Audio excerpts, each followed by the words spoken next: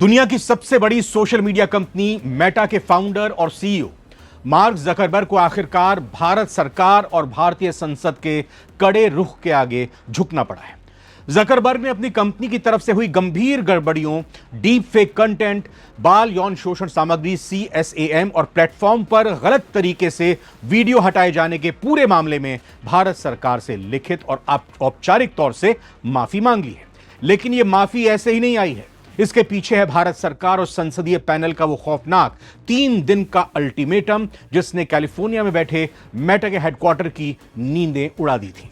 संसद की IT समिति ने साफ चेतावनी दी थी कि अगर जकरबर्ग ने बिना शर्त माफी नहीं मांगी तो भारत में मेटा का सेफ हार्बर यानी कानूनी सुरक्षा कवच छीन लिया जाएगा। आखिर ऐसा क्या हुआ कि प्रधानमंत्री नरेंद्र मोदी का एक वीडियो फेसबुक से हटा दिया गया? क्या पैसे लेकर विवादित कंटेंट को बूस्ट किया जा रहा था? और जो तकनीकी शब्द आप रोज खबरों में सुनते हैं जैसे डीप फेक, CSAM और सेफ हार्बर, इनका मतलब क्या है?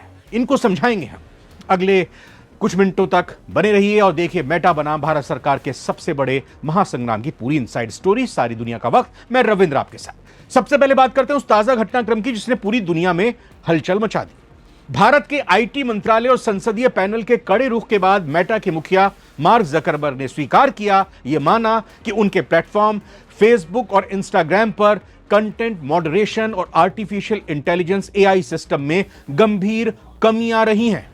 जकरबर्ग ने स्वीकार किया कि उनके AI एल्गोरिदम और ऑटोमेटेड सिस्टम ने कई मौकों पर गलत फैसले लिए। एक तरफ जहां गंभीर और अवैध कंटेंट प्लेटफॉर्म पर फैला, वहीं दूसरी तरफ प्रामाणिक और महत्वपूर्ण वीडियो को गलत तरीके से ब्लॉक या डिलीट कर दिया गया। इस पूरे विवाद में सबसे चौंकाने वाला खुलासा यह हुआ कि मेटा प्लेटफॉर्म पर पैसे लेकर यानी पेड बूस्टिंग, कुछ खास तरह के एजेंडे वाले कंटेंट और विवादित वीडियो को ज्यादा से ज्यादा यूजर्स तक पहुंचाया गया, जबकि आधिकारिक कंटेंट की रीच दबा दी गई। जकरबर्ग ने माना कि चाइल्ड सेक्सुअल एब्यूज मटेरियल यानी बाल यौन शोषण सामग्री और AI generated deep fake video को तुरंत रोकने में उनके सिस्टम से चूक हुई है, जिसे लेकर भारत सरकार ने पहले ही बेहद कड़ा ऐतराज जताया था।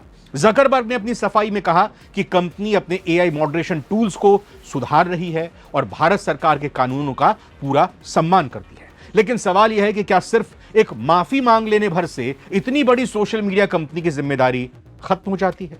इस पूरी खबर में कई ऐसे भारी भरकम तकनीकी और कानूनी शब्द इस्तेमाल हुए जिन्हें समझे बिना आप इस विवाद की गंभीरता को नहीं समझ सकते। पहले आइए आसान बोलचाल की भाषा में इन 4 बड़े शब्दों का मतलब समझते हैं। पहला, CSAM, child sexual abuse material, बाल यौन शोषण सामग्री। क्या होता है? आसान शब्दों में कहें तो बच्चों से जुड़ा कोई भी अश्लील, शोषणकारी या अमर्यादित फोटो या वीडियो भारतीय कानून और वैश्विक मानकों के तहत यह एक बहुत गंभीर और गैर जमानती अपराध है। सरकार की नाराजगी इसलिए थी कि फेसबुक पर ऐसे कंटेंट का समय रहते डिलीट ना होना बच्चों की सुरक्षा से खिलवाड़ है।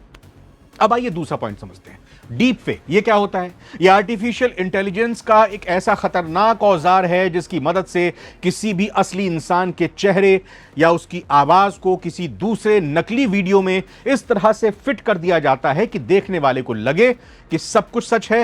हाल के दिनों में नेताओं, अभिनेताओं और आम नागरिकों के फर्जी डीप फेक वीडियो बनाकर समाज में भ्रम फैलाया जा रहा था। एक उदाहरण के तौर पर देखिए, इस वक्त आपकी स्क्रीन पर प्रधानमंत्री नरेंद्र मोदी के ये 2 कंटेंट आ रहे हैं। इसमें PIB फैक्ट चेक की तरफ से इसको चेक किया गया है। एक तरफ सही कंटेंट है, एक तरफ गलत कंटेंट है। वो एक तरफ ओरिजिनल कंटेंट जिसमें प्रधानमंत्री नरेंद्र मोदी की तरफ से अपनी बातों को रखा गया है, लेकिन उसी तरफ उनकी इस फोटो का, उनकी इस पोस्ट का गलत इस्तेमाल करते हुए इसमें गलत और भ्रामक जानकारी दी है, जिसके PIB फैक्ट चेक ने गलत ठहराया है, गलत करार दिया है। इस तरह की कई सारी चीजें हो रही थी और ऐसे प्लेटफॉर्म पर हो रही थी। तीसरा पॉइंट आता है content boosting and algorithm errors. ये क्या होता है? सोशल मीडिया पर जब आप पैसे देते हैं तो कंपनी का एल्गोरिदम उस पोस्ट को जबरन लाखों लोगों की स्क्रीन पर दिखा देता है। भारत सरकार का आरोप था कि मेटा ने पैसे लेकर डीप फेक और भ्रामक कंटेंट को बढ़ावा दिया, जबकि असली और तथ्यपरक पोस्ट को ब्लॉक कर दिया। मान लीजिए मेरे को कोई ऐसा कंटेंट जो मैं चाहता हूं कि ज्यादा से ज्यादा लोगों तक पहुंचे और उसमें मैंने गड़बड़ी की है, बदमाशी की है, और मैं ऐसे प्लेटफॉर्म पे जाता हूं जिसको कहता हूं कि लीजिए, आप पैसा लीजिए और मेरे कंटेंट को फैला दिया, यानी कि ज्यादा से ज्यादा लोगों के पास पहुंच जाएगा। मैंने पैसे पे कर दिए और कंपनी की कमाई होगी, सोशल मीडिया प्लेटफॉर्म की कमाई होगी, लेकिन मेरी तरफ से दी गई जानकारी को चेक नहीं किया गया। और ये सब चीजें यहां पर इस प्लेटफॉर्म पर हुई हैं। मेटा के सीईओ ने इसको माना है, यानी गलती को माना है। चौथी क्या चीज होती है? Safe harbour clause. Safe harbour यानी आईटी एक्ट की धारा 79 ये सबसे महत्वपूर्ण शब्द है। सेफ हार्बर सोशल मीडिया कंपनियों के लिए कानूनी ढाल के तौर पर, प्रोटेक्टिव शील्ड के तौर पर यह काम करता है। इसका मतलब यह है कि अगर आप फेसबुक पर कोई गलत या गैर कानूनी पोस्ट डालते हैं तो पुलिस पोस्ट डालने वाले यानी यूजर को गिरफ्तार करेगी। फेसबुक के मालिक, उनके कर्ता धर्ता मार्क जकरबर्ग या इंडिया सीईओ को गिरफ्तार नहीं करेगी, उनसे सवाल नहीं पूछेगी, क्योंकि फेसबुक खुद को केवल एक माध्यम यानी इंटरमीडियरी, एक तरह से कहें कि डाकिया बताता है।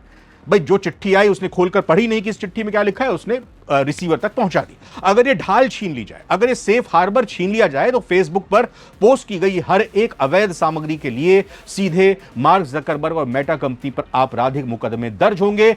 अब आप समझे, जब भारत सरकार ने इसी सेफ हार्बर ढाल को तोड़ने की धमकी दी, तब जाकर जकरबर्ग के होश ठिकाने आए और उन्होंने 3 दिन की जो अल्टीमेटम था, जो चेतावनी थी, उसमें पहले ही दिन माफी मांगी। अब सवाल उठता है कि मामला इतना ज्यादा गर्म कैसे हो गया कि बात जकरबर्ग की गिरफ्तारी या सेफ हार्बर छीनने तक पहुंच गई। यह भी समझते हैं। इस पूरे घमासान की मुख्य वजह बनी प्रधानमंत्री नरेंद्र मोदी से जुड़ा एक वीडियो। तो क्या था उस पीएम मोदी के वीडियो का मामला? हाल ही में फेसबुक पर प्रधानमंत्री मोदी का एक आधिकारिक और महत्वपूर्ण वीडियो पोस्ट किया गया था, लेकिन मेटा के ऑटोमेटेड मॉडरेशन सिस्टम और कथित एल्गोरिदम ने उस वीडियो को फ्लैग करके नियमों के उल्लंघन का हवाला देते हुए ब्लॉक कर दिया है, हटा दिया कुछ टाइम के लिए। जैसे ही मामला सामने आया, बीजेपी सांसद निशिकांत दुबे की अध्यक्षता वाली संसदीय स्थायी समिति parliamentary standing committee on IT ने मेटा के इंडियन ऑफिशियल्स को समन भेजकर तलब कर लिया। संसदीय पैनल ने बेहद कड़े लहजे में कहा कि किसी लोकतांत्रिक देश के चुने हुए प्रधानमंत्री का प्रामाणिक वीडियो हटाना और फर्जी डीपफेक कंटेंट को पैसे लेकर प्रमोट करना भारत की सॉवरेनिटी का अपमान है। अल्टीमेटम में क्या कहा गया था? तो समिति ने मार्क जकरबर्ग को 3 दिनों का अल्टीमेटम दिया कि वो पीएम मोदी, भारत सरकार और देश की जनता से बिना शर्त माफी मांगे, अन्यथा भारत में मेटा के खिलाफ ऐसा कड़ा कानूनी एक्शन होगा जिसकी मिसाल पूरी दुनिया में नहीं होगी। सोचिए कि अगर भारत सरकार वास्तव में मेटा से उसका सेफ हार्बर प्रोटेक्शन वापस ले लेता तो क्या होता। यह केवल जकरबर्ग के लिए नहीं बल्कि पूरी टेक इंडस्ट्री के लिए एक विनाशकारी झटका होता। भारत दुनिया में मेटा का सबसे बड़ा बाजार है, जहां फेसबुक, इंस्टाग्राम और व्हाट्सएप के मिलाकर 80 से 90 करोड़ से ज्यादा यूजर्स हैं। सेफ हार्बर खत्म होते ही फेसबुक एक प्लेटफॉर्म नहीं बल्कि एक अखबार या टीवी चैनल माना जाता, यानी हर पोस्ट, हर फोटो और हर कमेंट का संपादक, जिम्मेदार मार्क जकरबर्ग को माना जाता। जो भी उसमें कंटेंट आता, उसकी जिम्मेदारी किस पर आती? मार्क जकरबर्ग पर। भारत के किसी भी थाने में कोई भी नागरिक आपत्तिजनक पोस्ट, डीप फेक या नफरती भाषण के सीधे मेटा के अधिकारियों और जकरबर्ग पर एफआईआर दर्ज करा सकता था। और इसी कानूनी दुस्वप्न, लीगल नाइटमेयर से बचने के लिए 3 दिन का अल्टीमेटम खत्म होने से पहले ही मार्क जकरबर्ग को अपनी गलती स्वीकार करनी पड़ी और भारत सरकार से माफी मांगनी पड़ी। अब मार्क जकरबर्ग का यह माफीनामा इस बात का जीता जाता सबूत है कि अब कोई भी टेक जायंट, चाहे वो कितना भी अमीर या ताकतवर क्यों ना हो, किसी संप्रभु देश के कानूनों और लोकतंत्र से ऊपर नहीं हो सकता। डीप फेक और फेक न्यूज के इस दौर में डिजिटल कंपनियों को अपने एल्गोरिदम पर लगाम लगानी होगी। भारत सरकार के आक्रामक रुख दुनिया भर के दूसरे देशों के लिए भी एक नजीर पेश कर रहा है और सोशल मीडिया की मनमानी को कैसे रोका जाए। जकरबर्ग की माफी से क्या मामला खत्म समझ लिया जाए? जी हाँ, अगर आज ये माफी उन्होंने मांग ली है तो क्या मामला खत्म हो गया? जरूरी नहीं है कि मामला खत्म हो गया। आगे बढ़ते हैं। क्यों नहीं है जरूरी? क्योंकि 2 अलग अलग मुद्दे हैं। पहला CSAM, डीप फेक और प्लेटफॉर्म मैनेजमेंट से जुड़े गंभीर सवाल हैं। दूसरा पीएम मोदी के वीडियो को लेकर विवाद और संसदीय समिति की मांग है। जकरबर्ग की आज की माफी पहले मुद्दे पर बड़ा कदम है, लेकिन पीएम मोदी के वीडियो मामले, संसदीय समिति की मांग और सेफ हार्बर का सवाल अभी थोड़ा अलग से महत्वपूर्ण है। सरकार मेटा की ग्लोबल टीम से जवाब की मांग कर रही है। अब आगे क्या हो सकता है? आने वाले दिनों में 3 चीजों पर सबसे ज्यादा नजर रहेगी। पहला, क्या मेटा प्रधानमंत्री मोदी के वीडियो मामले में औपचारिक माफी देता है, क्योंकि इस वीडियो को लेकर उन्होंने स्पेशली कुछ नहीं कहा है। दूसरा यह कि CSAM और डीप फेक कंटेंट को रोकने के लिए मेटा भारत में क्या नई व्यवस्था बताता है। तीसरा यह कि क्या सेफ हार्बर को लेकर भारत और मेटा के बीच कोई बड़ा रेगुलेटरी डिस्प्यूट खड़ा होता है। अगर मामला आगे बढ़ता है तो ये सिर्फ मेटा के लिए नहीं बल्कि भारत में काम कर रही सभी बड़ी सोशल मीडिया कंपनीज के लिए एक बड़ा प्रेसिडेंट बन सकता है। क्या आपको लगता है कि सिर्फ माफी मांगने से काम चल जाएगा, या फिर भारत सरकार को मेटा जैसी कंपनियों पर भारी जुर्माना और सख्त निगरानी रखनी चाहिए? अपनी राय नीचे कमेंट बॉक्स में जरूर शेयर करें। नमस्कार।